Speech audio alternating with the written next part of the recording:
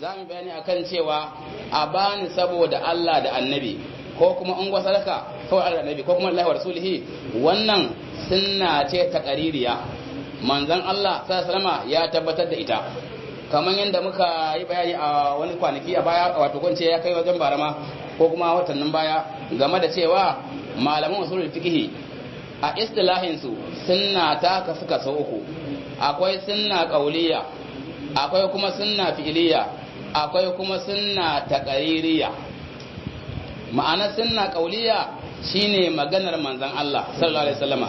Idan manzon Allah ya faɗi wata magana ko kuma ya bada labarin wasu mutane sun aikata wani aiki, in dai wannan labarin da annabi ya bayar ya bada labarin ne da sigar yabo ba da sigar wato aibatawa ba, to wannan yabon nasu da annabi yayi ya mai da wannan aikin da annabi ya bada labari a kansa ya zama sunna ne, kowa yana iya aikatawa.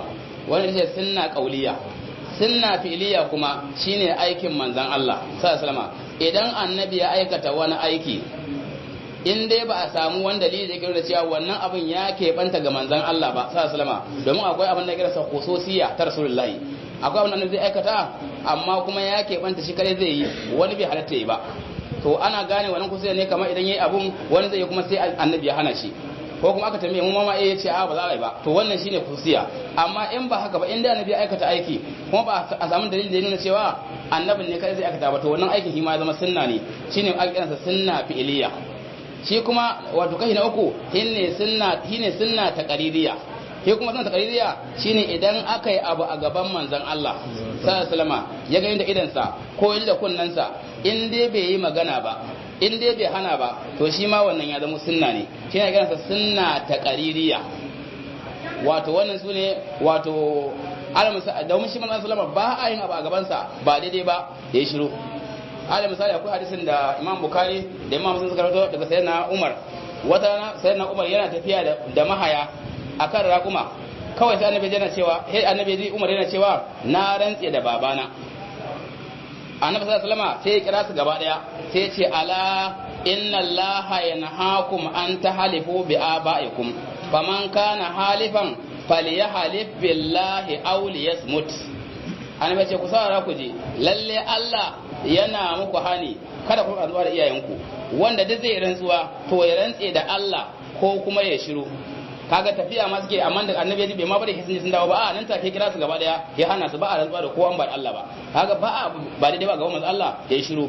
To hadisin da zamu kawo ne ke tabbatar da cewa a bani saboda Allah da annabi ko kuma lillahi wa rasulihi ya tabbata sunnan manzon Allah ne sallallahu alaihi wasallam taqririyya, shine hadisin Imam Bukhari da Imam Muslim suka hadu wajen ruwayarsa. Imam Bukhari ya rawaito hadisin a cikin sahihinsa a Kitabul Magazi, hadisi mai lamba ta 4418. Imam Muslim shi ma cikin sahihinsa ya kawo hadisin a Kitabut Tawbati, hadisi mai lamba ta 7192. Sannan kuma yan uwa ɗalibai wanda ba zai iya samun Bukhari Muslim daga garaje ba, to yana iya duba cikin Riyadus Salihina. A Riyadus Salihina hadisin ya zo a babu Tawbati. Wannan hadisi shine hadisin Ka'ab bin Malik, wanda yake ba da labari game da kissar abin da ya faru game da zaman da ya bebi manzon Allah sallallahu alaihi wasallam yakin Tabuka ba. Sai Ka'ab bin Malik iya cikin sahabban manzon sallallahu alaihi wasallam mutanen Madina Ansar kenan. Yake ba da labari ce duk yaƙoƙin da annabi ya je ni ma na halarta, in banda yaƙin Badar. Yaƙin Badar kuma dama ba ce kowa ya fito ba, balle ya ce wanda bai fito ba yayi laifi.